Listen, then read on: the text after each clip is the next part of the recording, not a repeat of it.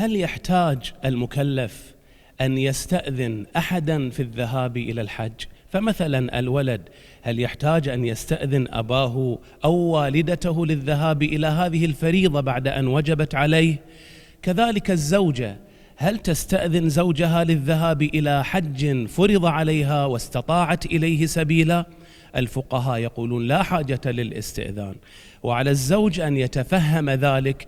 صحيح أنه غير مكلف أن يوفر المال لها والحجة لها، ولكن عليه أن لا يمنعها من هذه الحجة، وليحذر أن من منع إنسانا من الحج فقد يمرض سنة كاملة. فقد جاء رجل إلى الإمام الصادق عليه السلام وقال إن رجلا حاله ضعيف وقلت له لا حاجة أن تذهب إلى الحج، فقال له الإمام الصادق ما أخلقك أن تمرض سنة؟ يقول فمرضت سنة كاملة.